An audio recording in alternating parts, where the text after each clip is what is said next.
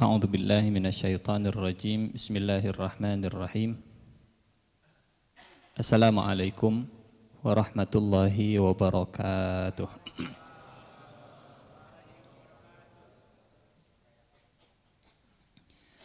Alhamdulillah.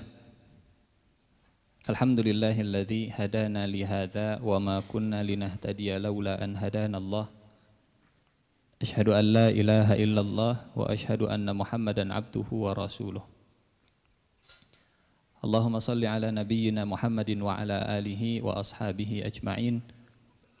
Allahumma la sahla illa ma ja'altahu sahla wa anta taj'alul hazna idza syi'ta sahla. Allahumma la ilma lana illa ma 'allamtana innaka antal alimul hakim. Allahumma 'allimna ma yanfa'una wanfa'na bima 'allamtana wa zidna ilman wa amalan ya rabbal alamin. Amma ba'du. Hadirin rahimakumullah, Bapak Ibu yang saya muliakan, teman-teman yang saya banggakan dan adik-adik yang sama-sama kita cintai. Syukur alhamdulillah malam ini kita masih diizinkan oleh Allah untuk terus mengumpulkan kebaikan dan bekal akhirat kita. Mudah-mudahan salat kita diterima Allah Subhanahu wa taala, doa kita diijabah, dan semoga majelis kita malam ini dicatat sebagai taman-taman syurga. Dan semoga langkah kaki kita menjadi penggugur dosa-dosa dan pengangkat derajat di sisi Allah Subhanahu wa taala. Amin. Amin ya rabbal alamin. Masih melanjutkan serial pahlawan di sekitar Rasulullah sallallahu alaihi wasallam. Pertemuan terakhir kita mengangkat sosok Bilal bin Rabah. Asma binti Abu Bakar. Alhamdulillah ada yang mengingatkan. Asma binti Abu Bakar. Malam ini insyaallah kita akan berkisah dan menggali hikmah dari kisah kehidupan keluarga. Kali ini yang kita angkat keluarga. Kalau kemarin-kemarin Abu Hurairah, Abu Dzar Al-Ghifari, Asma, Bilal, kali ini kita ingin mengangkat satu keluarga. Satu keluarga yang disebut oleh Rasulullah sallallahu alaihi wasallam sebagai penghuni surga. Jaminannya langsung dari lisan Nabi. Sebagai penghuni surga, mereka masih tinggal di dunia, tapi mereka sudah dijamin akan masuk surga bersama-sama. Ala Yasir fa inna mau'idakumul jannah. Sabar wahai keluarga Yasir, karena tempat kalian di surga. Satu kenikmatan kalau satu keluarga mereka dikumpulkan Allah Subhanahu wa taala di dalam surga. Kesedihan terbesar kalau bapaknya di surga sementara istrinya tidak di surga, orang tuanya di surga tapi anaknya tidak di surga, atau anaknya di surga tapi orang tuanya tidak di surga. Kenikmatan besar kalau bapak, ibu, anak sama-sama hadir di surga dunia. Sama-sama datang ke masjid, sama-sama belajar, sama-sama ngaji, sama-sama sholat. Setidaknya kita bisa merasakan surga dunia itu ada. Bukan dengan sekedar kemewahan dunia, tapi surga dunia kalau semua bisa merasakan iman kepada Allah Subhanahu wa taala. Kata Ibnu Taimiyah, siapa yang tidak merasakan surga dunia, maka tidak bisa merasakan surga akhirat. Apa itu surga dunia? Keimanan kepada Allah Subhanahu wa taala. Bapaknya beriman, istrinya beriman, ibunya beriman, anaknya beriman, surga dunia hadir di sana. Mudah-mudahan keluarga kita seperti keluarga ini insyaallah. Dan yang belum berkeluarga semoga dipertemukan dengan calon jodoh, pasangan yang bukan sekedar menyempurnakan kehidupannya, tapi menemani sampai ke surganya insyaallah. Malam ini kita akan bercerita tentang keluarga Yasir, Al-Yasir. Sedikit sekilas tentang latar belakang keluarga Yasir. Lahir mereka sebagai budak, khususnya Sumayyah dan Ammar. status sosialnya paling bawah, hidup sebagai budak dan meninggal juga sebagai budak. Kalau untuk ukuran dunia, ini keluarga yang tidak ada apa-apanya, lemah status sosialnya, miskin hartanya, kecil pengaruhnya, tapi ternyata diabadikan di dalam agama Islam, diabadikan oleh Allah Subhanahu wa taala, diabadikan dalam sejarah dengan tinta emas, bahkan dijanjikan oleh Allah Subhanahu wa taala dengan surga. Manusia punya alat ukur, Allah juga punya alat ukur. Manusia punya penilaian, Allah juga punya penilaian. Kadang penilaian manusia berbeda dengan penilaian Allah Subhanahu wa taala. Kadang mulia di mata manusia belum tentu mulia di sisi Allah Subhanahu wa taala. Tapi kalau sudah mulia di sisi Allah Subhanahu wa taala, insyaallah Allah akan jadikan orang tersebut mulia di sisi seluruh manusia. Ada orang yang mencari kemuliaan di sisi manusia tapi mengorbankan kemuliaan di sisi Allah Subhanahu wa taala. Ujung-ujungnya hina di depan manusia. Niatnya hanya sekedar mencari pujian, popularitas, ketenaran, disenangi orang, tapi Allahnya dikorbankan. Ujung-ujungnya orang-orang juga pada benci. Ada orang yang dikejarnya Allah Subhanahu wa taala asal Allah ridho, asal Allah suka, asal Allah sayang.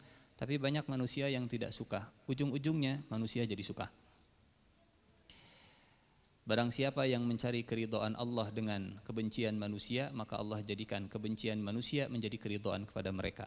Dan barang siapa yang mencari keridhaan manusia dengan mengorbankan keridhaan Allah Subhanahu wa taala, maka Allah jadi benci dan manusia pun semuanya jadi benci. Keluarga Yasir, keluarga yang hina di mata manusia, rendah di hadapan para bangsawan, budak. Punten, budak itu setengah manusia. Setengah manusia bisa diperjualbelikan.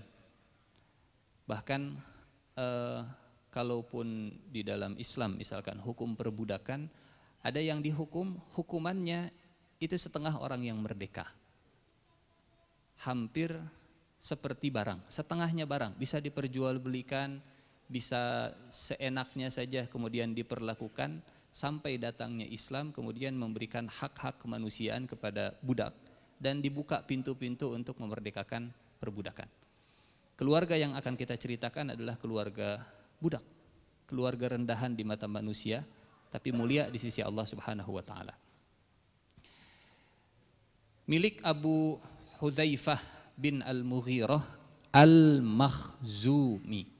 Tolong diingat-ingat, kabilah Bani Makhzum ini kabilah yang paling keras permusuhannya kepada Rasulullah Shallallahu Alaihi Wasallam. Kenapa? Kabilah Bani Makhzum kabilah yang dititipkan Allah dengan kekayaan, pengaruh, kekuatan. Kuat iya, pengaruh punya, kaya juga iya. Abu Jahal Bani Makhzum, Umar Bani Makhzum dari jalur ibu. Ibunya namanya Hantamah binti Hisham. Khalid bin Walid Bani Makhzum. Walid bin Mughirah, orang paling kaya di kota Mekah yang disebut di dalam surat Al-Muddathir. Dzarni wa man khalaqtu wahida waja'altu lahu malam mamduda. Biarkan aku, kata Allah, yang menghadapi the only one, satu-satunya, yang aku telah berikan harta yang begitu berlimpah kepadanya. Walid bin Mughirah Bani Makhzum. Kenapa Bani Makhzum begitu keras permusuhannya kepada Rasulullah Sallallahu Alaihi Wasallam? Karena tadi, sebab manusia itu kadang, kata Allah, innal insana la yatgha ar-ra'ahus taghna. Seringkali manusia melampaui batas kalau mereka sudah merasa kami kaya, kami cukup, kami tidak membutuhkan orang lain, kami paling hebat, kami berkuasa, kami tenar, kami populer, kami dan seterusnya.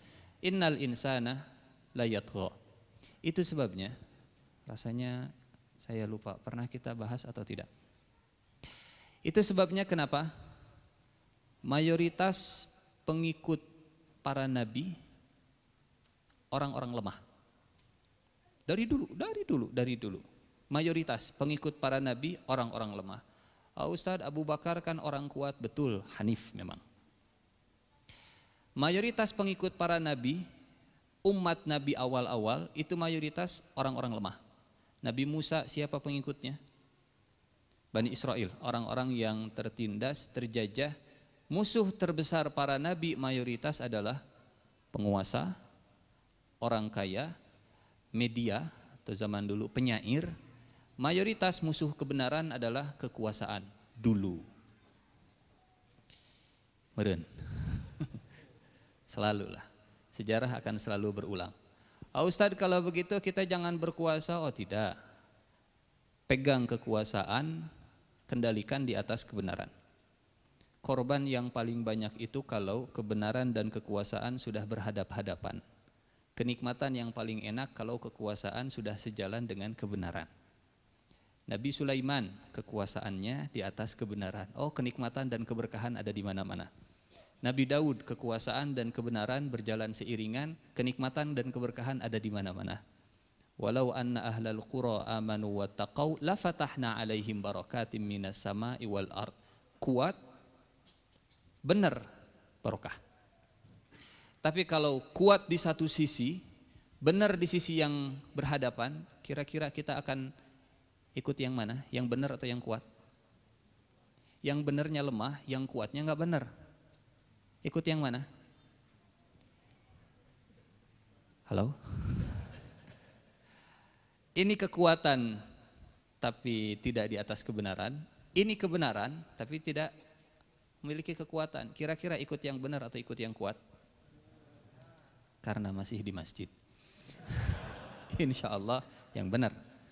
Mudah-mudahan sampai ke kantornya, sampai ke perusahaannya, sampai ke urusan segala-galanya, yang penting benar. Walaupun sekali lagi korban terbanyak itu sepanjang sejarah kenabian dan kemanusiaan, korban terbesar itu kala kebenaran berhadapan dengan kekuasaan, kekuatan, ketenaran, media dan seterusnya. Bani Israel dengan Nabi Musa, Fir'aun dengan bala tentara, korbannya banyak. Korbannya banyak. Seorang ulama dari Suriah, beliau menulis kitab judulnya Fikih Sirah, Muhammad Said Ramadan Al-Buti. Beliau mengomentari tentang kenapa mayoritas pengikut para nabi adalah orang-orang lemah. Kata beliau, karena semua dakwah nabi itu satu, sama. Apa dakwahnya nabi? Mengajak orang untuk merendah di hadapan Tuhannya dan taat kepada utusannya. Atau bahasa ringkasnya, la ilaha illallah Muhammadur Rasulullah. Kalau nabinya Nabi Muhammad. Kalau nabinya Nabi Isa, la ilaha illallah Isa Rasulullah. Kalau nabinya Nabi Musa, la ilaha illallah Musa Rasulullah. Merendah di hadapan Tuhannya, ikut kepada utusannya, taat kepada utusannya. Untuk orang-orang yang biasa merendah, orang-orang lemah yang biasa merendah, kemudian merendah di hadapan Allah Subhanahu wa taala, oh gampang, memang saya biasa merendah. Sekarang diajak merendah, hayu siap. Tapi orang yang biasa tinggi, meninggi, biasa di posisi puncak, biasa nunjuk-nunjuk, sekarang harus merendah. Ini bahasa beliau dalam kitabnya kalau diterjemahkan, untuk merekonstruksi kejiwaan seseorang yang biasa di atas kemudian ke bawah itu bukan hal yang mudah. Yang biasanya meninggi kemudian harus merendah itu bukan hal yang gampang. Itu sebabnya mayoritas pengikut para nabi, termasuk Nabi Muhammad SAW, mayoritasnya adalah orang-orang yang memang biasa merendah atau memang rendah di mata manusia. Biasa ditunjuk-tunjuk, biasa disuruh-suruh, budak, miskin, lemah dan seterusnya. Sementara mayoritas yang menjadi lawannya adalah orang yang terbiasa meninggi. Ada memang yang menjadi pengikut Nabi dari kalangan konglomerat, dari kalangan penguasa, tapi mereka punya sifat yang sama. Hanif. Track recordnya di masa jahiliyah itu bagus. Orang yang tidak biasa sombong, orang yang biasa merendah lah. Itu sebabnya alhamdulillah kalau Allah kemudian memberikan kita hidayah, kita bisa menerima hidayah, ini nikmat yang luar biasa. Mudah-mudahan itu tanda kita di mata Allah memang orang yang bisa merendah di hadapannya. Sampai mana tadi? Oh, Makhzum. Budak milik Abu Hudzaifah bin Al-Mughirah Al-Makhzumi, kabilah paling kaya, orang paling kaya berasal dari kabilah Bani Makhzum, namanya Walid bin Mughirah Al-Makhzumi. Abu Hudzaifah saudaranya. Kemudian Sumayyah. Sumayyah itu jadi keluarga Yasir terdiri dari 3 orang. Yasir, kemudian istrinya Sumayyah, kemudian anaknya Ammar yang terkenal. Ammar bin Yasir, putrinya Sumayyah. Dinikahkan antara Yasir dengan Sumayyah. Yasir seorang pemuda Yaman yang migrasi ke Mekah, kemudian melahirkan anak Ammar, ini yang paling terkenal, Abdullah dan Al-Harith. Yang paling besar Ammar. Ammar kemudian dimerdekakan pada akhirnya dimerdekakan oleh Abu Hudzaifah karena ketulusan pelayanan, dan mereka orang ketujuh di dalam Islam. Ini keluarga pertama yang kompak masuk Islam. Jadi kalau kita ingin mencari atau bertanya nanti, Ustadz, apa sebabnya keluarga yang hina di mata manusia tapi agung di sisi Allah Subhanahu wa taala? Satu sebabnya ini keluarga yang kompak dalam taat. Kompak masuk Islamnya, babarengan masuk Islamnya. Bapaknya bareng masuk Islam, kemudian dengan istrinya, dengan anaknya, semuanya bersyahadat bersama-sama di depan Rasulullah Sallallahu Alaihi Wasallam. Mudah-mudahan keluarga kita keluarga yang diberikan kekompakan. Suaminya soleh, istrinya solehah, anaknya soleh dan solehah juga insya Allah. Rasulullah, Abu Bakar, Bilal, Suhaib, Khabbab, Ammar dan Sumayyah. Termasuk Yasir juga sama. Nah, setelah turun perintah dakwah secara terang-terangan, hadirin rahimakumullah, kalau kita belajar sirah nabawiyah, dan saya yakin Bapak Ibu hadirin juga mempelajari sirah nabawiyah karena di sini juga dibahas di waktu yang berbeda, di hari yang berbeda. Ringkasnya, kalau kita ingin membagi perjalanan kehidupan Nabi Muhammad SAW, itu bisa dibagi menjadi 2. Sebelum jadi Nabi, setelah jadi Nabi. Setelah jadi Nabi, kita bisa bagi jadi 2. Di Mekah dan di Madinah. Di Mekah kita bisa bagi jadi 2, di Madinah kita bisa bagi jadi 2. Di Mekah jadi 2, satu dakwah sembunyi-sembunyi, kemudian dakwah terang-terangan dan bersabar menghadapi tekanan. Hijrah ke Madinah, dakwahnya tetap terang-terangan, tapi melakukan perlawanan kalau ada tekanan. Tapi sifatnya masih pasif, diserang, melawan, diserang, melawan. Baru setelah itu sekitar tahun ke-5 Hijriyah, strateginya berubah, kata Rasulullah SAW, al-yaum, mulai hari ini, naghzuhum wala yaghzunana. Mulai hari ini kita yang menginvasi, mendatangi, mereka tidak akan datang lagi. Strategi yang terakhir, dakwah terang-terangan dan mengeliminasi semua potensi yang akan membahayakan. Kita ulangi. Kalau dibagi jadi 2, sebelum kenabian, setelah kenabian. Kalau dibagi jadi 2 setelah kenabian, Mekah, Madinah. Kalau dibagi jadi 2 lagi, Mekah, sembunyi-sembunyi, terang-terangan dan bersabar menghadapi tekanan. Tidak melawan. Sabar, sabar, sabar, terang-terangan, tapi tidak melawan, sabar saja kalau ada tekanan. Hijrah ke Madinah, tetap terang-terangan, tapi kalau ada tekanan, melawan. Sampai tahun ke-5 Hijriyah, strateginya sudah berubah. Sebelum mereka menyerang, kita yang mengeliminasi. Jadi lebih aktif. Nah, saya ingin bertanya, kira-kira kondisi umat Islam hari ini di nomor 1, nomor 2, nomor 3 atau nomor 4?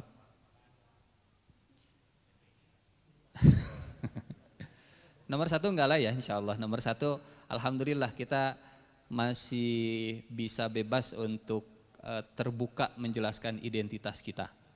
Salat berjamaah masih boleh, adzan masih berkumandang, jilbab masih bebas dan seterusnya. Nomor satu enggak, insya Allah kita tidak sembunyi-sembunyi untuk identitas, alhamdulillah. Nomor satu enggak.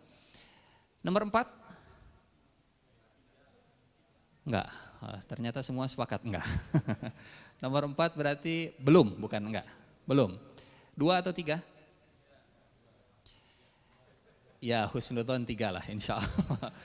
Kalau 2 rasanya kita terlalu lemah, sabar. Ada tekanan kita melawan, ada penodaan kita melawan, ada serangan kita membela dan seterusnya. Kita di posisi yang ketiga. Tapi itu berarti masih pasif. Belum apa istilahnya preventif. Kalau ada yang membahayakan kemudian di stop sebelum itu kejadian. Tapi itu akan terjadi kalau istilahnya apa, kalau saya tidak salah, kalau umat sudah punya efek deteren, efek gentar. Kalau umat sudah ditakuti, kalau umat sudah digentari, nggak ada bahasa Indonesia digentari. Kalau umat sudah menggentarkan, rasa-rasanya insya Allah tidak akan ada yang berani mengganggu. Contoh, ada orang naik motornya 250 cc. Tapi yang naik kurus, kering, lewat ke daerah yang banyak orang yang nggak benernya lah. Lewat, kira-kira mengundang perhatian tidak? Sangat mengundang. Dan mungkin bikin orang jadi termotivasi, motornya bagus, orangnya lemah, bisa nih. Bisa dijamret, bisa dicuri. Dia punya harta, sumber daya, tapi lemah untuk melindunginya. Bikin orang jadi punya semangat, motivasi untuk melakukan kejahatan. Tapi tolong bayangkan, motornya 1000 cc misalkan. Yang bawa baret merah. Yang bawa baret merah lewat ke daerah, ke jalanan yang banyak orang ya nggak benernya lah. Kira-kira bakal diganggu tidak? Insya Allah enggak. Kenapa? Ningali baretna beureum. Jadi besok insya Allah kopiahna beureum.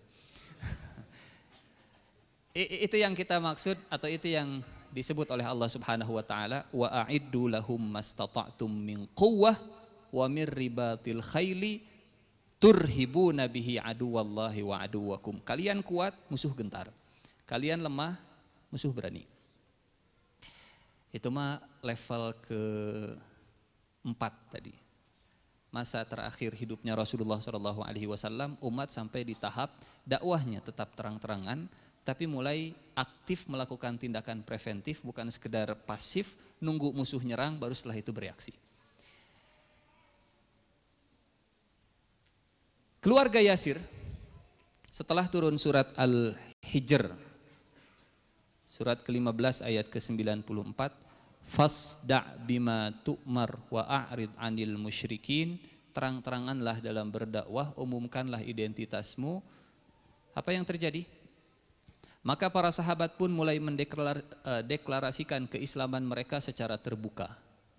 Kemarin waktu kita berkisah tentang Bilal, mungkin masih ingat, 7 orang pertama yang mendeklarasikan keislamannya. Rasulullah, Abu Bakar, Bilal, Suhaib, Khabbab, Ammar, Sumayyah. Di situ ada Yasir juga dengan Sumayyah. Ini individu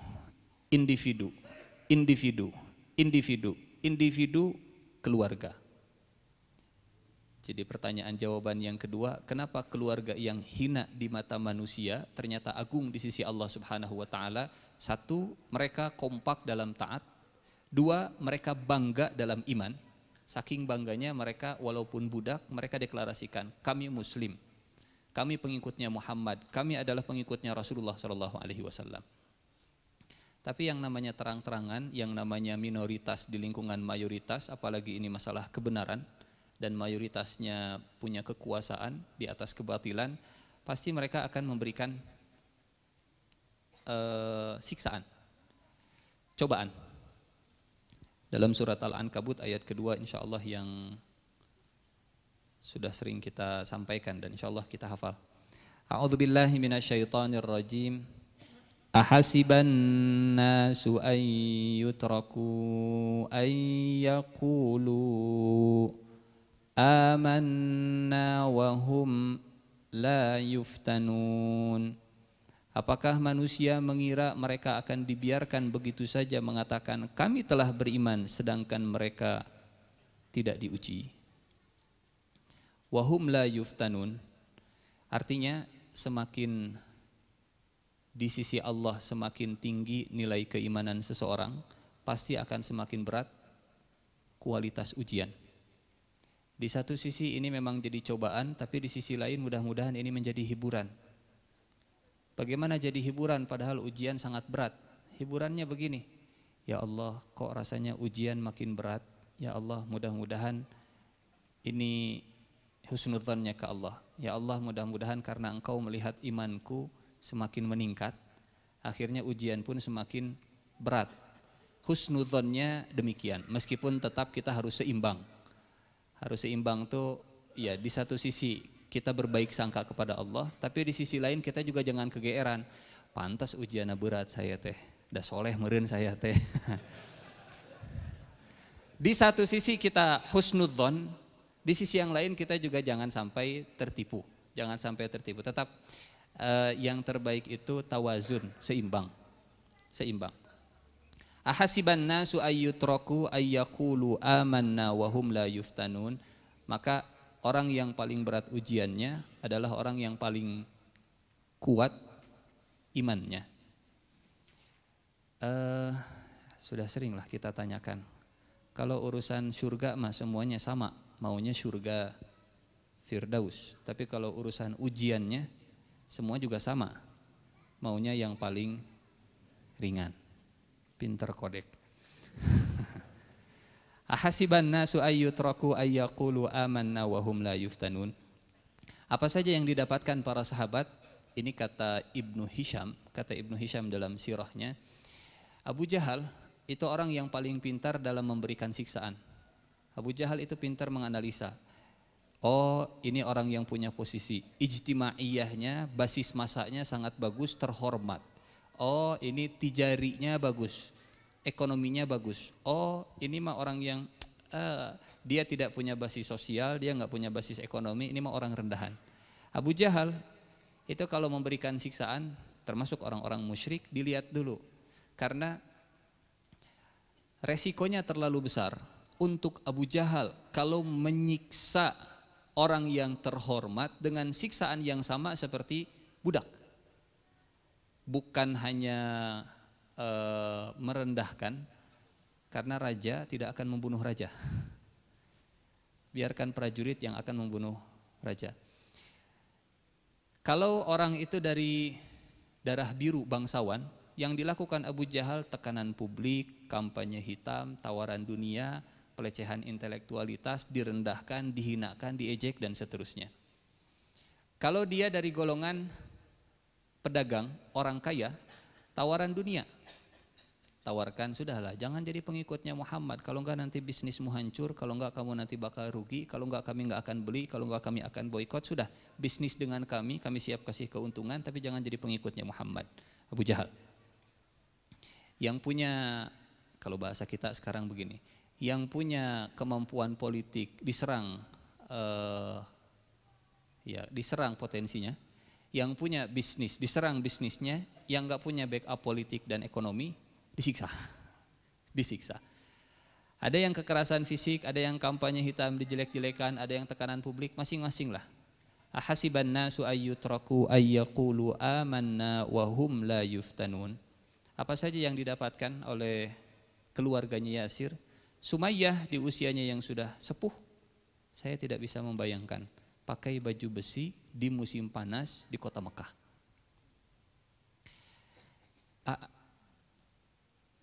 Coba saja kalau mau hujan, kan agak panasnya.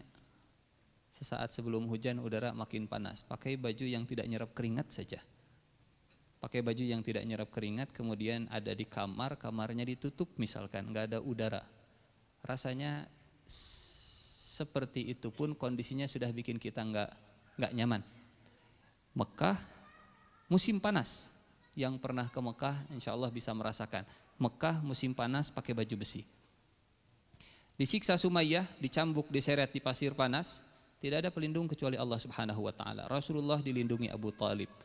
Kemudian Abu Bakar dilindungi kabilahnya Bani Taim. Sementara Bilal dan para budak yang lainnya tidak ada yang memiliki pelindung kecuali Allah Subhanahu wa taala.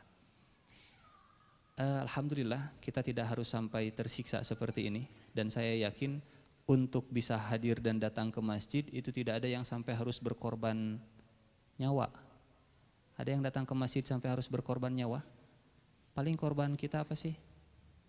Waktu, capek, tunduh, dan seterusnya. Lapar juga disediakan di belakang. Sing sabar ya, sebentar lagi ada kok insya Allah. Apa yang kurang? Apa yang kurang? Saya yakin yang datang ke masjid ini tidak harus sampai berkorban nyawa. Pokoknya malamun ka Ar-Rahman maut, enggak. Enggak ada yang sampai harus berkorban nyawa. Alhamdulillah karena Allah tahu mungkin ya kualitas iman kita tidak seperti kualitas imannya Sumayyah. La yukallifullahu nafsan illa wus'aha. Tidak akan dibebankan kecuali dengan kapasitasnya. Karena Rasulullah sallallahu alaihi wasallam yamurru bi Sumayyah wa zaujaha wa ibnaha Ammar. Disiksa Ammar, disiksa Sumayyah, disiksa Yasir. Disiksa mereka bertiga bersama-sama, Rasulullah sallallahu alaihi wasallam lewat. Wa hum yu'adzabuna fi ramda'i Makkah. Mereka disiksa di tengah cuaca panasnya Mekah. Rasulullah hanya bisa mengatakan, Rasulullah tidak bisa membantu, Rasulullah tidak bisa membeli, Rasulullah tidak bisa menghalangi, Rasulullah hanya bisa mendoakan. Saudara kita mungkin di belahan negara sana dalam kondisi kesusahan. Mungkin kita tidak bisa membantu, mungkin kita tidak bisa membebaskan, minimal ada kalimat yang keluar dari lisan kita seperti kalimat yang keluar dari lisannya Nabi kepada Ammar bin Yasir, kepada keluarganya Yasir. Sabron ala Yasir fa inna mau'idakumul jannah.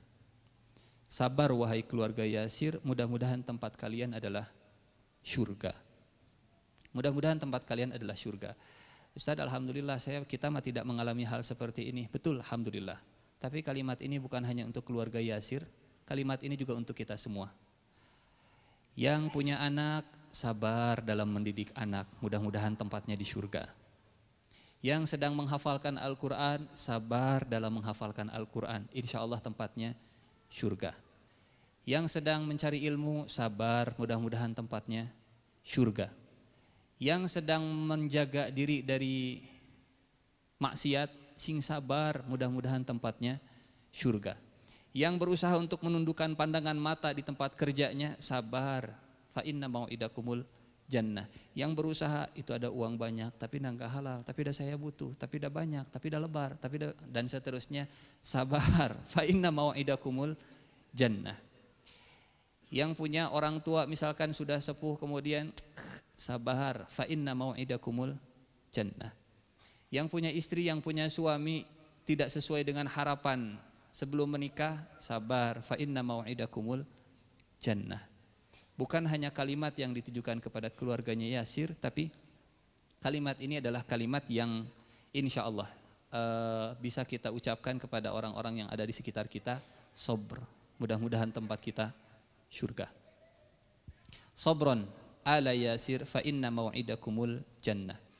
Dalam surat Ar-Ra'du, surat ke-13, ayat ke-23 dan ayat ke-24. Ini ada satu keluarga yang diberikan jaminan oleh Allah Subhanahu wa taala. Kita lihat ayatnya. A'udzu billahi minasyaitonir rajim. Bismillahirrahmanirrahim. Jannatu 'adnin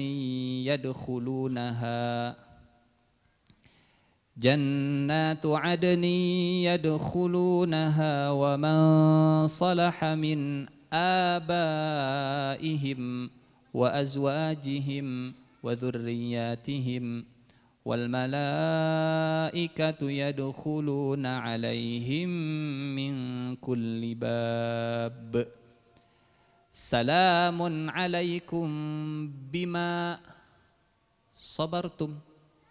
Ada keluarga masuk surga bersama-sama, ternyata sebabnya mereka bersabar bersama-sama.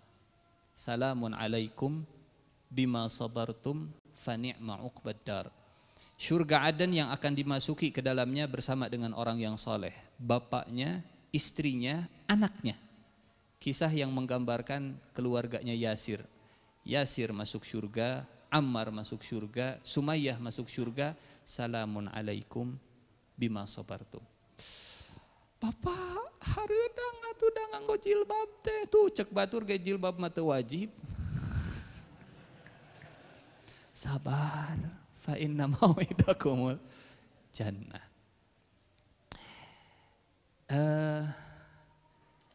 Jilbab wajib tidak? Bening teu nganggo. Jilbab wajib. Bagi siapa? Bagi wanita yang beriman. Kalau tidak beriman ya sudah.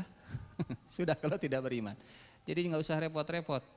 Toh yang akan menggunakan jilbab, yang merasakan kewajiban jilbab itu orang-orang wanita-wanita yang beriman.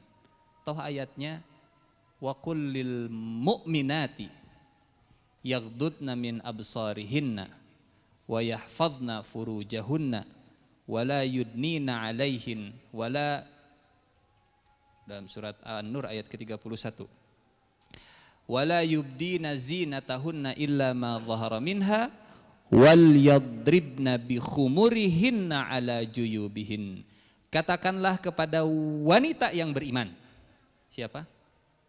Wanita yang beriman. Yang laki-laki enggak wajib. Yang enggak beriman ya sudah, enggak usah didengarkan. Ini wajib kepada wanita yang beriman. Jadi kenapa repot-repot kalau tidak beriman ya sudah. Yang mengatakan tidak wajib ya begitu mungkin. Ya tidak beriman. Hendaklah mereka menahan pandangan, menahan kemaluan, menjaga kemaluan, jangan menampakkan perhiasan kecuali yang biasa nampak, dan hendaklah mereka menutupkan kain kudung ke dadanya. Clear ayatnya, jelas dalilnya, tidak perlu lagi banyak tafsiran macam-macam begini dan begitu. Wal yadribna bi khumurihinna ala juyubihinna. Jilbab tidak wajib. Oh betul, kepada siapa? Satu, buat laki-laki. Yang kedua, yang tidak beriman. Ya sudah, kalau begitu. Kalau memang tidak beriman, ya sudah selesai. Yang repot itu kalau ngaku-ngaku beriman tapi bilang jilbab tidak wajib. Udah buat laki-laki, iya benar. Buat laki-laki, ini buat perempuan.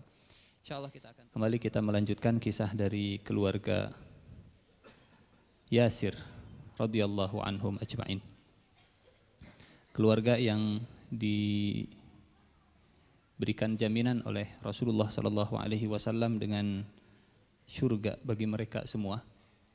Bukan hanya bagi mereka tapi juga bagi keluarga yang sama-sama bersabar di jalan Allah Subhanahu wa taala.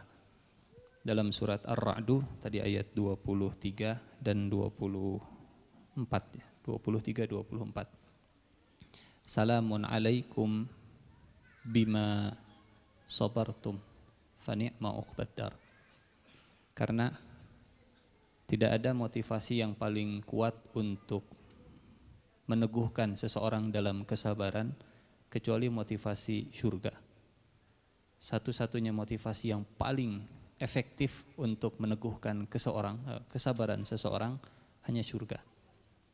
Sabron ala Yasir fa inna mau'idakumul jannah. Sebentar lagi engkau akan masuk surga, janji kalian itu di surga. Nabi Muhammad SAW memang beliau tidak mengalami apa yang dialami oleh keluarga Yasir, tapi beliau menghibur dan berwasiat dengan kesabaran. Maknanya, mungkin kita tidak mengalami apa yang dialami oleh tetangga kita. Kita tidak mengalami apa yang dialami oleh saudara kita. Tapi bukan berarti kita tidak menghiburnya dengan kesabaran. Karena kita merasa saya enggak mengalami apa yang dia alami. Tetap saja kita diperintahkan untuk watawasau bis sabr. Dan juga yang namanya watawasau itu saling. Saling itu kadang kita yang menasehati, kadang kita yang dinasehati. Namanya saling. Bukan hanya satu arah, terus-terusan dia yang sing sabar, sing sabar, sing sabar. Kadang kita pun butuh diingatkan untuk selalu bersabar. Kalau Rasulullah bagaimana? Oh sama. Rasulullah Shallallahu Alaihi Wasallam juga selalu diingatkan oleh Allah, fasbir, wasbir, fasbir kama sabara ulul azmi, wasbir nafsaka ma'al ladzina yad'una rabbahum. Bersabarlah, bersabarlah, bersabarlah, bersabarlah. Nabi pun diingatkan untuk senantiasa bersabar, umatnya pun diingatkan untuk senantiasa bersabar. Maka tawasau bis sabri meskipun kita belum mengalami atau belum pernah mengalami. Dan yang diingatkan juga jangan begini, maneh mah ada pengalaman, mun ngalaman ge cantang tu sabar. Namanya tawasau bis sabri, kadang kita yang menasehati, mewasiatkan, berwasiat dengan kesabaran. Mungkin suatu saat kita juga setelah menasehati, kita juga butuh untuk dinasehati kesabaran. Dan motivasi yang terbesar untuk meneguhkan kesabaran seseorang adalah surga satu-satunya. Meskipun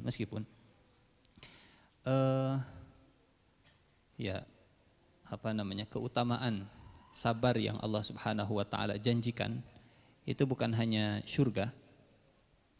Kebersamaan dengan Allah Subhanahu wa taala itu buah dari sabar.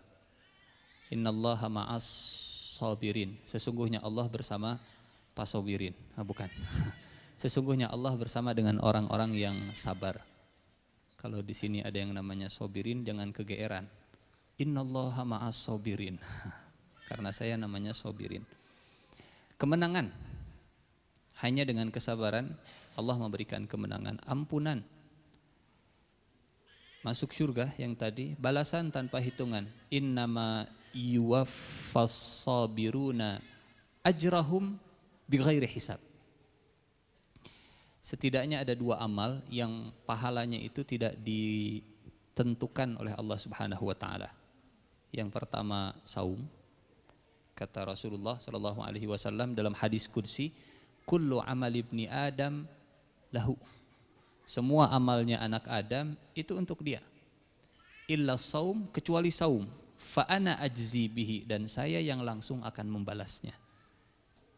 Apa balasan saum? Hanya Allah yang tahu. Yang kedua, sabar. Karena memang saum melatih sabar. Saum melatih sabar. Keluasan ilmu, kata Rasulullah sallallahu alaihi wasallam, andai Nabi Musa itu bisa bersabar saja menghadapi Khidir, tentu makin banyak ilmu yang bisa didapatkan. Dalam kisah surat Al-Kahfi yang setiap Jumat insya Allah kita baca, kisah Nabi Musa dengan Khidir itu kata sabar diulang sampai 7 kali dalam satu kisah. Kata Khidir, innaka lan tastati'a ma'iya sabra, engkau enggak akan bisa sabar bersama saya. Kata Nabi Musa, satajiduni insyaallahu sabira, insyaallah saya akan sabar. Kata Khidir, setelah berjalan kemudian ketemu perahu dilubangi. Kata Nabi Musa, kenapa dilubangi? Kata Khidir, alam aqul innaka lan tastati'a ma'iya sabra. Kata Nabi Musa, tolong maafkan saya lupa. Jalan lagi ketemu anak kecil dibunuh. Kata Nabi Musa, kenapa dibunuh? Kata Khidir, alam aqul lak innaka lan tastati'a ma'iya sabra. Kata Nabi Musa, okelah, saya enggak akan bertanya lagi. Sekarang sudah ketahuan polanya. Orang baik ngasih tumpangan, dilubangi perahunya.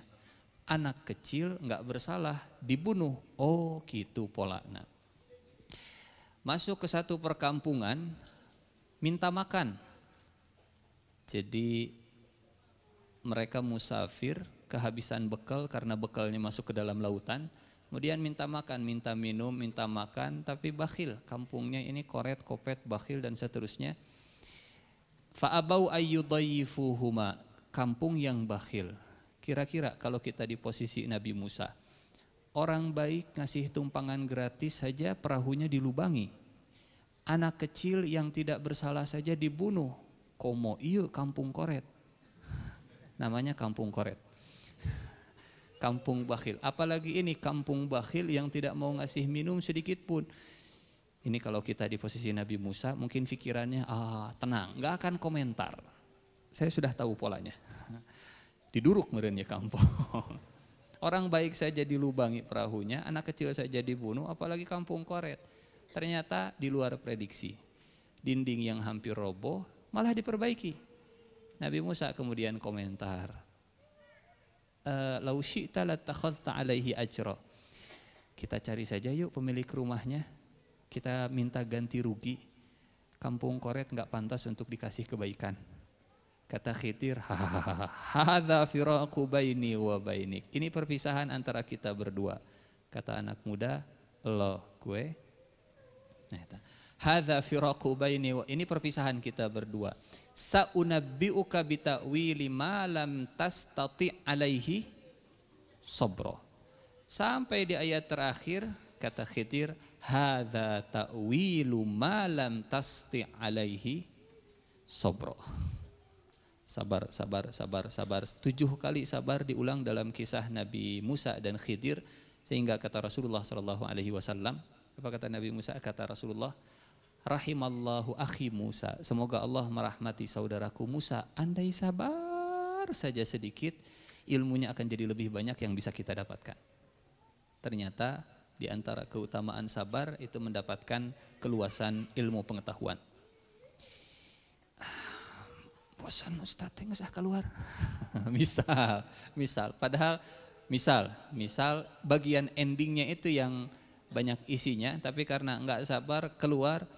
Mirip seperti kisah-kisah ulama zaman dulu lah, antara siapa, Wasil bin Atta dengan Hasan al-Basri, yang karena tidak sabar berbeda pendapat dengan gurunya, Wasil bin Atta kemudian memisahkan diri, sampai akhirnya dikenallah karena membelot lah kalau istilah kita, disebutlah Mu'tazilah. Berawal dari Wasil bin Atta yang gak sabar untuk berbeda pendapat dengan gurunya sendiri. Ala kulli hal, yang terakhir menjadi teladan yang baik. Ini dalam, sebetulnya kita mengambil kesimpulan dari ayat-ayat di dalam Al-Quran atau kalimat-kalimat sabar yang bisa kita temukan di dalam Al-Quran. Begitu banyak Allah Subhanahu wa ta'ala mengabadikan kata sabar. Sabarnya ya, bukan orangnya. Kalau orang yang sabar, sobirin. Kalau tadi fasbir, wasbir, sobiru, isbiru, wastobir, wa'mur ahlaka bisolati, wastabir alaiha. Nah, hitung sendirilah di ayat, di surat-surat ini dan di ayat-ayat ini. Sementara orang yang sabarnya sendiri disebutkan di surat-surat yang lain. Sangat banyak ayat-ayat yang berkisah tentang kesabaran, karena memang Allah Subhanahu wa ta'ala menginginkan saya dan kita semua masuk surga.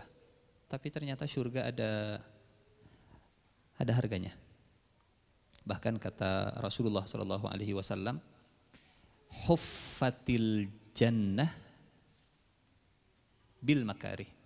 Surga itu dikelilinginya dengan segala sesuatu yang gak enak, segala sesuatu yang dibenci. Huffatil jannah bil makarih wa huffatin nar, dan neraka dikelilingi dengan syahwat. Segala sesuatu yang bikin syahwat enak, nafsu nikmat, neraka. Huffatin nar bil syahwat wa huffatil jannah bil makarih. Dalam surat Al-Baqarah, A'udzu billahi minasyaitonir rajim.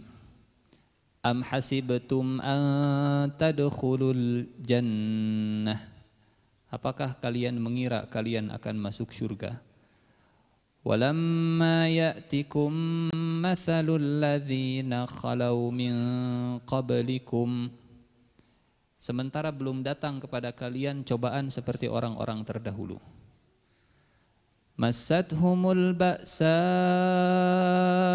wad-dharra'u wa zulzilu hatta yaqular rasul.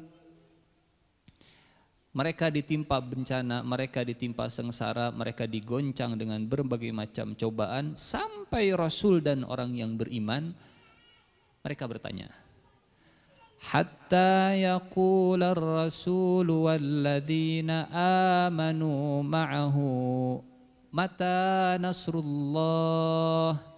Kapan ya pertolongan Allah itu datang? Ya Allah, sudah berat rasanya ujian. Kapan ya Allah pertolongan itu datang? Ala inna nasrallahi qarib. Sungguh pertolongan Allah itu dekat. Jaminan surga bagi keluarga yang sabar. Hareudang, pakai kerudung nggak enak, nggak nyaman dan seterusnya, sabar. Mudah-mudahan surga. Aduh, ngantuk, mau datang ke masjid, tunduh, sabar, insya Allah surga. Asa bosen, sabar, insya Allah surga. Aduh Ustad, itu ya di rumah teh ribut wae jeung pamajikan, sabar, mudah-mudahan surga. Nyuruh anak-anak sholat teman, hese-hese teuing, wa'mur ahlaka bis sholati wastabir. Bukan sekedar wasbir, tapi perintahnya wastabir. Ada huruf to. Kalau ada tambahan huruf, ada tambahan makna. Ziyadatun fil mabna, ziyadatun fil makna. Kata kaidah bahasa Arab. Tambahan huruf, tambahan makna. Kalau wasbir, sing sabar. Kalau wastabir, sing sabar. Pisah. Dan suruhlah anak kalian untuk mengerjakan sholat, wastabir, sing sabar. Pisah. Ustaz, kenapa sih anak saya teh sudah 7 tahun kan sudah harus disuruh ke masjid, kok susah banget disuruh sholatnya? Sobron fa inna mau'idakumul jannah. Mudah-mudahan Allah mengumpulkan keluarga kita di surga semua. Dalam surat Ali Imran ayat 140 ada ayat watilkal ayyamu nudawiluha bainan nas. Hari-hari itu kadang dipergilirkan oleh Allah. Kadang bukan Islamnya, umatnya kadang di atas, umatnya kadang di bawah. Rasulullah pernah mengalami lemah, Rasulullah juga pernah di posisi yang kuat. Sahabat pernah ditindas, sahabat juga pernah berkuasa. Kenapa Allah mempergilirkan waktu? Kenapa waktu itu berputar? Kenapa life is never flat? Kenapa hidup tidak pernah datar, kadang di atas, kadang di bawah? Supaya yang sedang di bawah mereka tidak putus asa. Kalau sudah berada di titik terbawah, itu waktunya akan naik ke atas.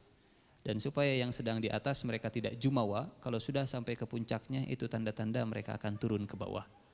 Seorang penyair di Andalusia, ketika melihat Andalusia yang begitu luar biasa, kata penyair ini, likulli syai'in idza ma tamma nuqsanu fala yatibu bitibil fala yaghurru bitibil ishi insanu. Segala sesuatu itu kalau sudah sampai ke titik sempurna, maka setelah itu adalah menurun dan berkurang. Maka jangan sampai seseorang tertipu kalau dia sudah sampai pada puncak kenikmatan. Di mana dia sudah sampai pada puncak, itu waktunya dia akan turun. Puncak kekuasaan berarti turun. Puncak kesehatan setelah itu menurun. Puncak kekuatan setelah itu menurun. Selalu begitu.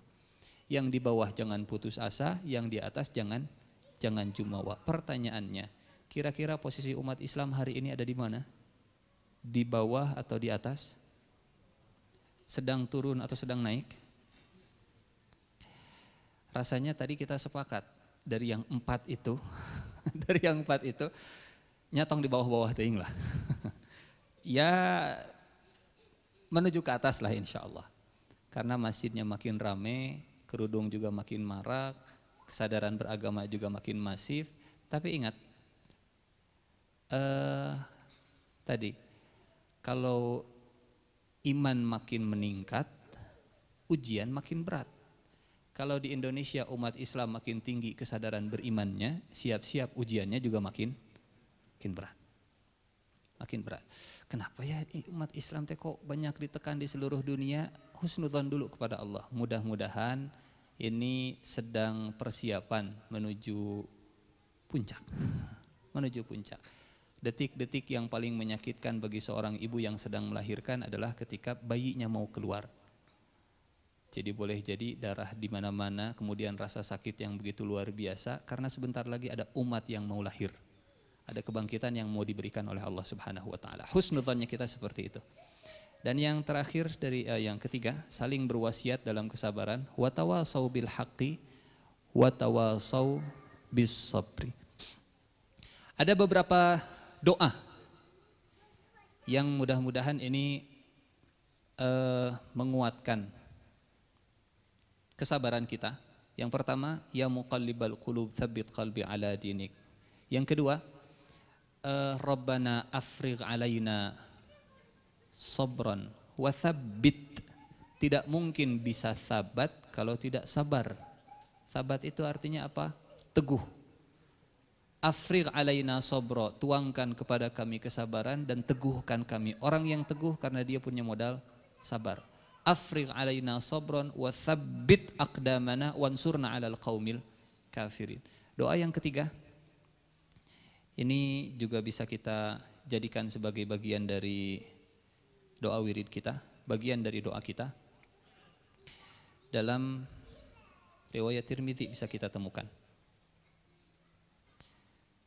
Punten belum diterjemahkan. Allahumma qsim lana min khasyatika. Kelihatan? Allahumma qsim lana min khasyatika ma tahulu bihi bainana wa baina ma'asik wa min ta'atika ma tuballighuna bihi rahmatak wa minal yaqini ma tuhawwinu bihi alaina musibatid dunya wa matti'na bi asma'ina wa absarina wa quwwatina ma ahyaitana waj'alhul waritha minna waj'al tha'rana 'ala man zalamana wansurna 'ala man adana, sampai ada kalimat wala taj'al musibatana fi dinina wala taj'alid dunya akbara hammina wala mablagha ilmina wala tusallit 'alaina man la yarhamuna. Ada kalimat wa minal yaqini ma tuhawwinu bihi alaina musibatid dunya. Doanya begini. Hadisnya sahih insyaallah. Dalam riwayat Tirmidzi. Allahumma ya Allah, iqsim lana min khasyatik. Berikanlah kepada kami rasa takut kepadamu. Berikan kami rasa takut kepadamu. Ma yahulu bihi bainana wa baina ma'asik. Dengan rasa takut itu kami terjaga, terhindar dari kemaksiatan. Orang yang takut ke Allah terjaga dari maksiat. Orang yang banyak maksiat sebabnya karena takut ke Allah. Yang banyak maksiat sebabnya karena tidak takut ke Allah. Yang kedua, wa min ta'atika ma tuballighuna bihi rahmatak. Berikanlah kepada kami kemampuan untuk taat yang menyampaikan kami kepada rahmatmu. Yang banyak taat dilimpahi rahmat. Kalimat ini yang ingin kita garis bawahi. Wa minal yaqin ma tuhawwinu bihi alaina musibatid dunya. Berikanlah kami keyakinan yang bisa meringankan musibah dunia. Karena hanya dengan yakin musibah terasa ringan. Yakin insya Allah kalau sabar Allah dapat surga. Kalau nggak yakin, mana tuh surga teh? Ala inna nasrallahi qarib. Pertolongan dari Allah itu dekat. Wa matti'na bi asma'ina wa absarina wa quwwatina ma ahyaitana. Ya Allah, jadikanlah pendengaran kami, penglihatan kami dan kekuatan kami itu selama hidup kami selalu ada. Ada orang yang sampai usianya mungkin 80 tahun tapi kenikmatan pendengaran, penglihatan dan kekuatan hanya sampai 40 tahun. 40 sampai 80 dicabut semua. Pendengarannya sudah tidak ada, penglihatannya sudah tidak ada, kekuatannya sudah hilang. Kita minta matti'na bi asma'ina wa absarina wa quwwatina ma ahyaitana. Selama kami hidup ya Allah, jadikan telinga kami ini, jadikan kami bisa menikmati telinga, menikmati mata dan menikmati kekuatan. Waj'alhul waritha minna, jadikan dia sebagai yang tersisa dari kami. Waj'al tha'rana 'ala man zalamana, ya Allah tolong balas orang-orang yang telah menzalimi kami. Wansurna 'ala man adana, tolong kami kepada orang yang memusuhi kami. Wala taj'al musibatana fi dinina, jangan jadikan agama kami jatuh ke dalam musibah. Musibah dunia, musibah. Musibah din, musibah agama, musibah besar. Hilang mobil, musibah. tapi hilang iman, musibah besar. Punten. Saya beli HP, kita beli HP. Setelah beli HP biasanya beli apa? Casing, temper glass yang harganya jauh di bawah harga HP. Sebutlah harga HP misalkan 5 juta. Harga casing berapa sih? Harga casing paling berapa? 200.000. Temper glass sebutlah 100.000. Total 300.000. Harga HP 5 juta. 5 juta tapi casingnya hanya 250.000. Kenapa? Karena kita tahu HP mahal harus ditutup, dibungkus supaya aman. Makin orang merasa sesuatu berharga pasti makin dijaga. Pertanyaannya, kepala mahal, kita jaga pakai helm. Helmnya murah, kepala mahal. Atau lebih mahal? Helm murah, kepala mahal. Kita menjaga yang mahal dengan yang lebih murah. Mana yang lebih mahal? Rambut atau jilbab? Jilbab insya Allah murah. Rambut aurat buat perempuan itu lebih mahal. Menjaga yang mahal dengan yang jauh lebih, yang nggak terlalu mahal lah insya Allah sekarang. Mana yang lebih mahal? Jasad atau iman? Ini HP-nya, ini casingnya. Kata orang tua kita dulu, orang Sunda, iya mah kurung, nu di jero mah kuring. Iya kuring mah iya mah kurung iya mah ya. Ini mah casing, yang ada di dalam itu yang berharga. Jadi lebih baik casingnya itu yang cacat daripada HP-nya yang terluka. Lebih baik musibahnya musibah dunia daripada musibahnya musibah agama. Tenanaunlah codet-codet temper glass atau rusak di casing. Yang penting HP-nya masih tetap bagus. Enggak apa-apalah badan disiksa dan seterusnya. Yang penting iman jangan sampai hilang. Itulah kisah Sumayyah. Wala taj'alid dunya wala taj'al musibatana fi dinina. Jangan sampai musibah menimpa agama kami, iman kami. Iman jangan sampai hilang, tenanaon. Jasad yang jadi korban, enggak apa-apa. Kemudian musibah harta hilang, kejabatan hilang. Yang penting karena ini tergantung. Mana yang paling berharga, itu yang paling dijaga. Yang paling berharga harta, maka semua akan menjaga harta. Yang paling berharga keluarga, maka semua akan dipakai untuk menjaga keluarga. Semuanya akan jadi casing yang berharganya keluarga. Kalau yang berharganya iman, semuanya akan jadi casing yang berharganya iman. Wala taj'al musibatana fi dinina wala taj'alid dunya akbar hammina. Jangan kau jadikan dunia sebagai obsesi terbesar kami. Wala mablagha ilmina. Jangan sampai ilmu kami mentok hanya sekedar ilmu dunia. Wala tusallit alaina man la yarhamuna. Jangan engkau berikan kepada kami penguasa yang tidak menyayangi kami. Wala tusallit, jangan engkau berikan sultan penguasa man la yarhamuna, yang tidak menyayangi kami. Satu di antara doa Rasulullah sallallahu alaihi wasallam, sampai kata Ibnu Umar, kana Rasulullah sallallahu alaihi wasallam la yakadu yaqumu min majlisihi illa da'a biha ula'id da'awat. Hampir setiap Rasulullah selesai dari satu majlis berdiri, doa ini yang dibaca. Insyaallah di akhir kita membaca doa ini. Keteguhan dalam cobaan, karena kita faham, kita sadar karakter jalan iman ini tawilatul mada, ba'idatul marahil, kathiratul aqobat. Masanya lama, tahapannya panjang, tantangannya juga banyak. Hadirin rahimakumullah, sepertinya kisah tentang keluarga Yasir ini akan kita bagi jadi 2 episode, karena memang kalau orang tuanya Yasir dan Sumayyah meninggal di Mekah. Tapi kalau kisahnya Ammar itu meninggal kapan? Sampai khilafah Ali bin Abi Thalib. Jadi Ammar usianya panjang sampai usia 90-an tahun, sampai Rasulullah meninggal masih hidup. Jadi satu di antara sahabat Nabi yang menemani Nabi dari awal dakwah sampai Rasulullah wafat. Nabi wafat, Abu Bakar jadi khalifah, Ammar masih hidup, Umar jadi khalifah, Ammar masih hidup. Sehingga kisah Ammar ini kisah yang banyak kita bisa ambil hikmahnya dan banyak episodenya atau banyak tahapannya. Insya Allah pada pertemuan kali ini kita akan selesaikan di kisah ketika Ammar mengalami cobaan yang begitu berat. Sumayyah, ibunya, kalau disiksa oleh Abu Jahal dari Bani Makhzum, Sumayyah sabar, Sumayyah tahan, Sumayyah kuat, bajunya panas, memang kadang disiram, kadang dijemur di bawah matahari, tapi Sumayyah tidak bergeming. Bahkan kalau kita baca di sirahnya itu, bahkan Sumayyah membuat Abu Jahal kelelahan. Mirip seperti kisah Bilal. Normalnya yang disiksa yang capek, ini yang nyiksa yang capek. Normalnya yang disiksa yang lelah, ini yang nyiksa yang lelah. Jadi ceritanya satu saat yang biasanya Sumayyah itu tegar, kuat, tiba-tiba Sumayyah nangis. Algojonya kemudian Abu Jahal dan tim penyiksanya itu kemudian terheran-heran. Kenapa Sumayyah menangis?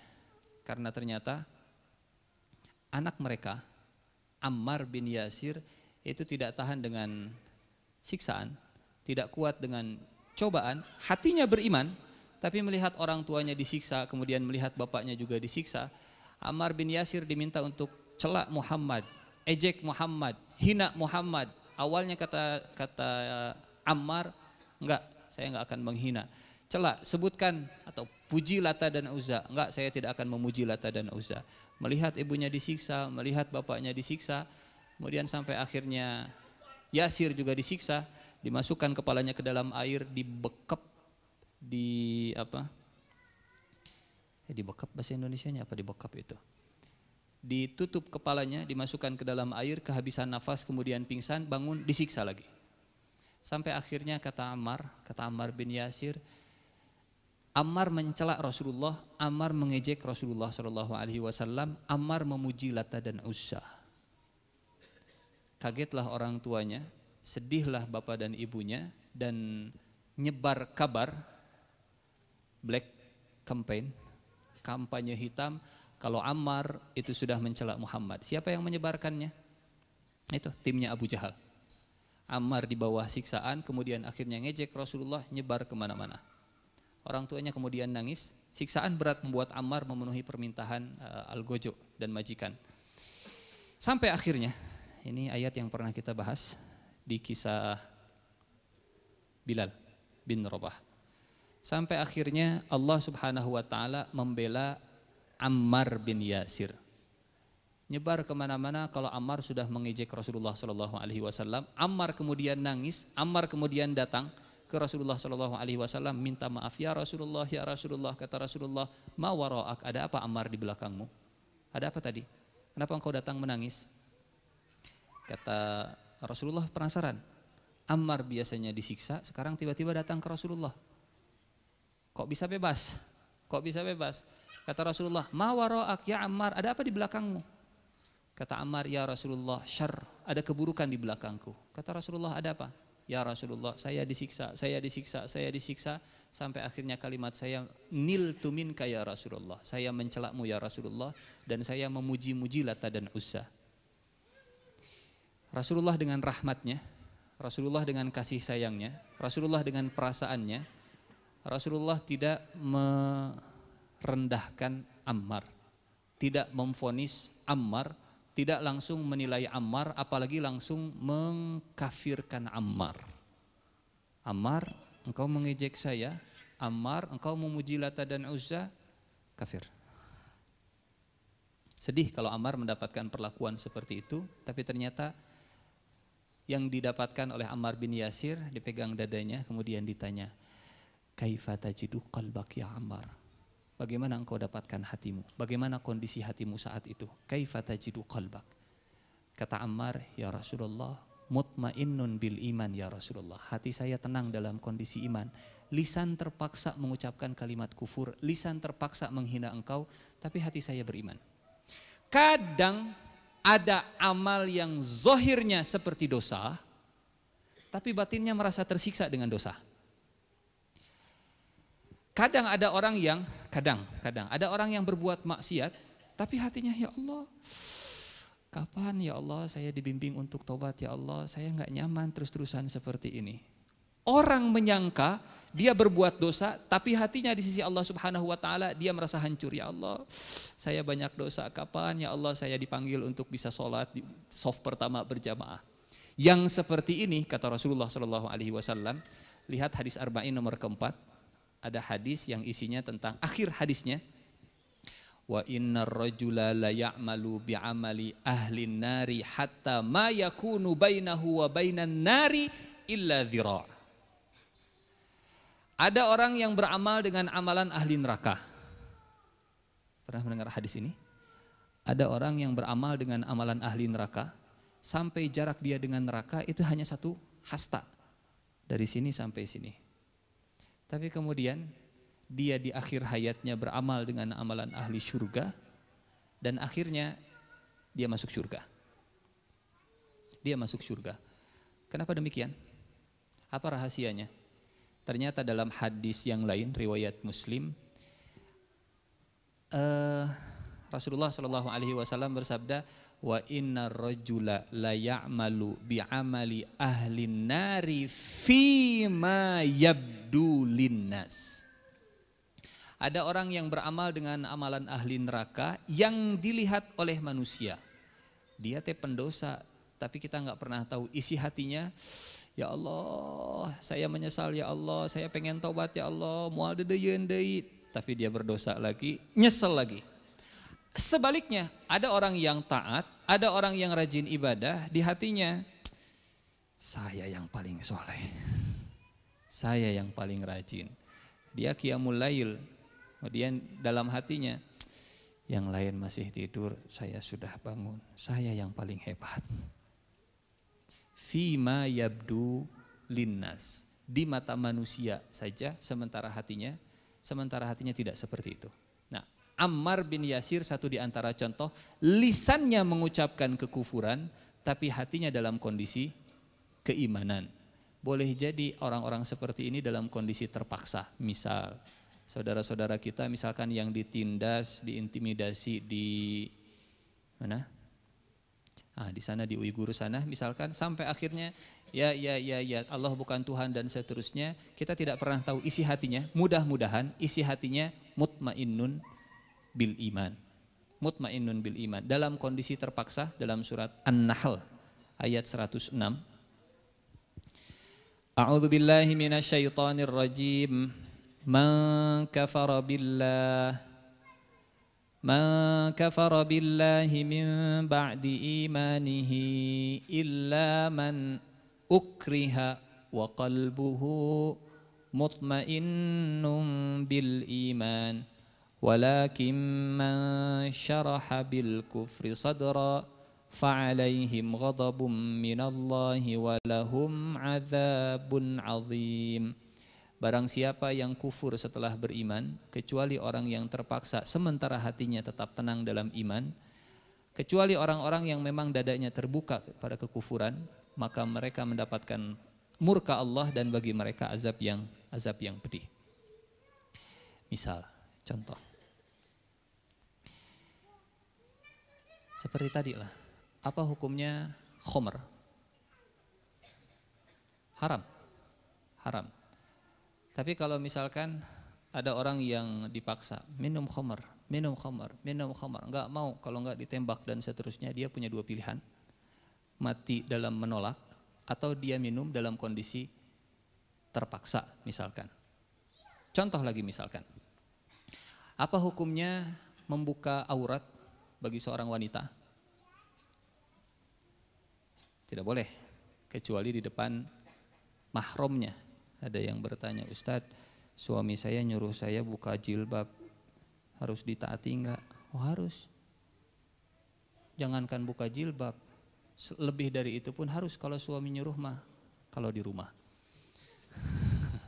Kalau di rumah. Lain cerita kalau keluar rumah itu beda cerita lah. Ala kulli hal, Ustadz, saya teh berjilbab sehari-hari. Saya yakin jilbab itu wajib. Tapi perusahaan saya perusahaan saya itu sampai sekarang masih melarang kalau kerja harus melepas jilbab. Ya sudah, cari pekerjaan yang lain. Sudah, tapi nggak dapat. Ya sudah, atau misalkan kalau nggak boleh pakai jilbab sama sekali mah minta untuk bisa pakai jilbab. Sudah, tapi masih nggak boleh. Ya sudah, atuh resain. Nggak boleh katanya kalau resain, karena saya dibutuhkan. Ya sudah atuh. Kalau semua opsi sudah dicoba dan akhirnya seperti itu, seperti tadi, tanyakan dulu bagaimana pendapatmu, hatimu tentang masalah menutup aurat. Kalau misalkan saya yakin menutup aurat itu wajib, orang yang seperti ini hukumnya berbeda dengan orang yang tidak meyakini menutup aurat itu wajib.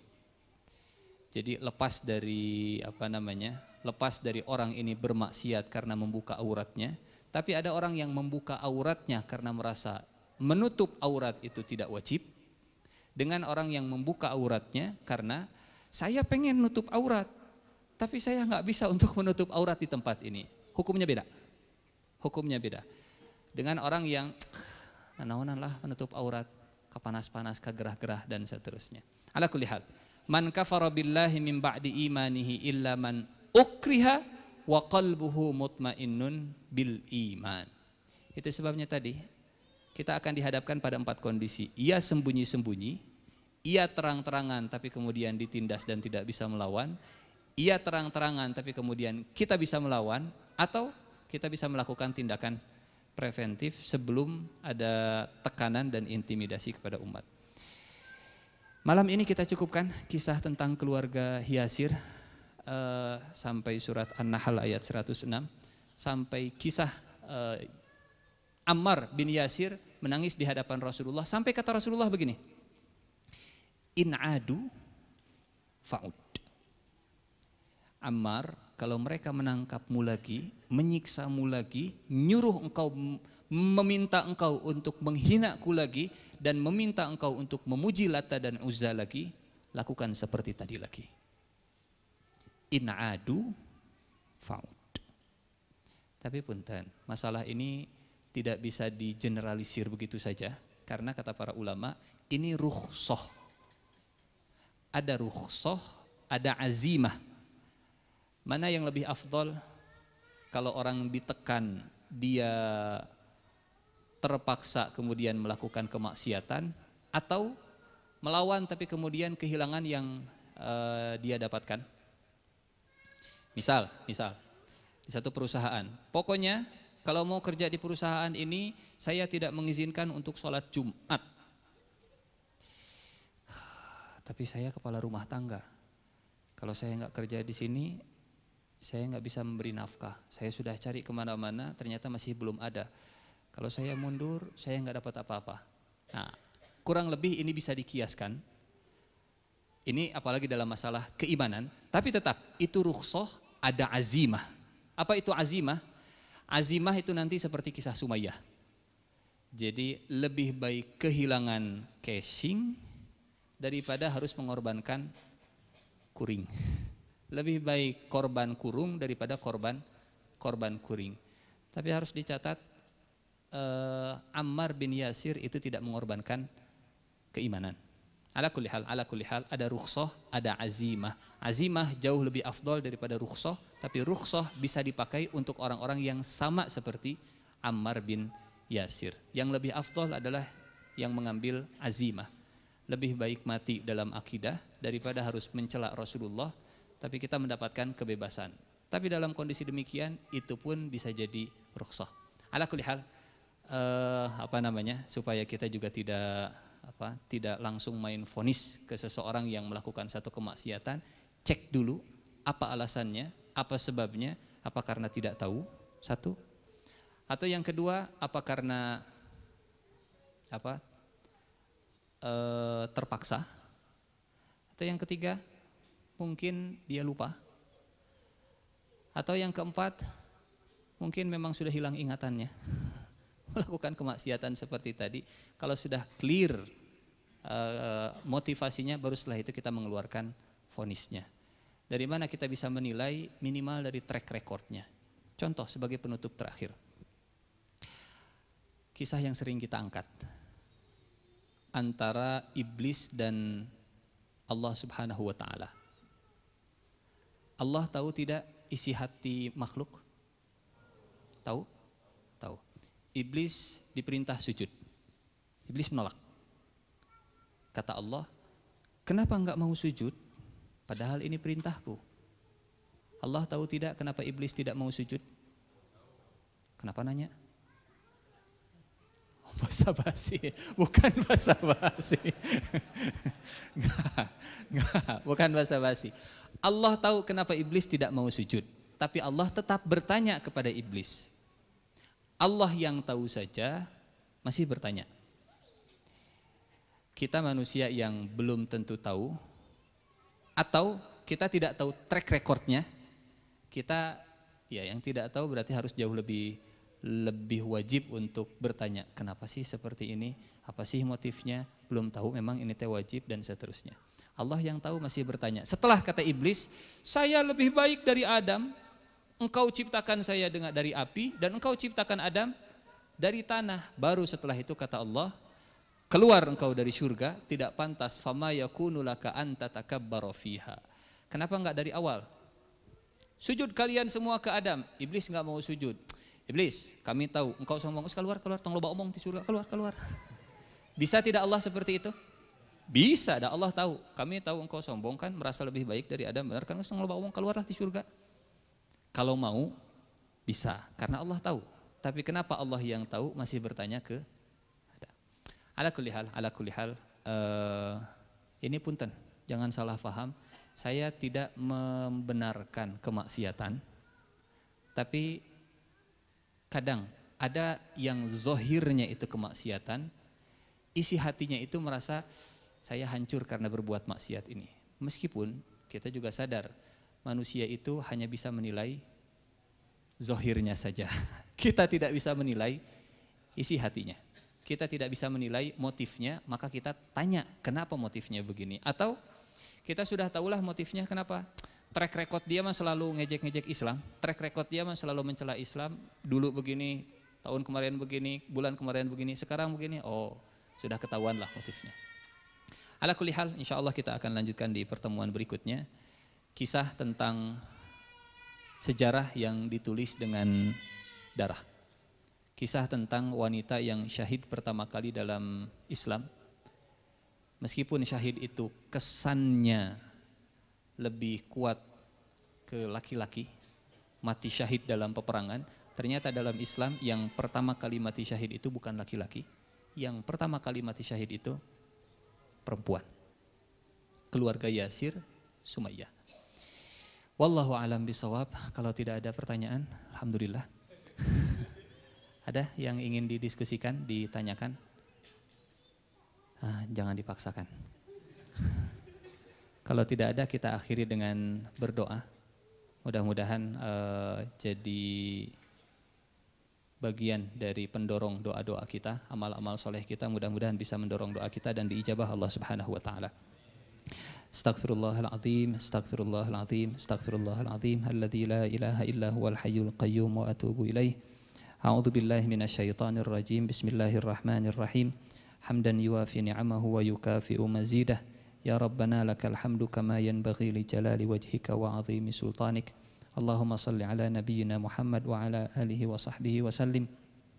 Allahumma ighfir lana wa liwalidina wa li ikhwanina alladhina sabaquna bil iman wa la taj'al fi qulubina ghillan lil ladzina amanu rabbana innaka raufur rahim. Allahumma aqsim lana min khasyatika ma tahulu bihi bainana wa baina ma'siyatik wa min ta'atika ma tuballighuna bihi jannatak wa minal yaqini ma tuhawwinu bihi alaina masa'ibad dunya wa minal yaqini ma tuhawwinu bihi alaina masa'ibad dunya wa minal yaqini ma tuhawwinu bihi alaina masa'ibad dunya wa mat'ina Allahumma bi asma'ina wa absarina wa quwwatina abadan ma ahyaitana waj'alhul waritha minna waj'al tha'rana ala man zalamana wansurna ala man adana wa la taj'alid dunya akbara hammina wa la taj'al musibatana fi dinina wa la tusallit alaina man la yakhafuka fina wa la yarhamuna برحمتك يا أرحم الراحمين. ربنا تقبل منا إنك أنت السميع العليم وتب علينا إنك أنت التواب الرحيم. ربنا آتنا في الدنيا حسنة وفي الآخرة حسنة وقنا عذاب النار. وصلى الله على نبينا محمد وعلى آله وصحبه وسلم والحمد لله رب العالمين. الحمد لله رب العالمين. Kita akhiri dengan doa kifaratul majlis. Subhanakallahumma wa bihamdika asyhadu an la ilaha illa anta astaghfiruka wa atubu ilaik. Aqulu qawli hadza wa astaghfirullah li wa lakum. Wassalamu alaikum warahmatullahi wabarakatuh.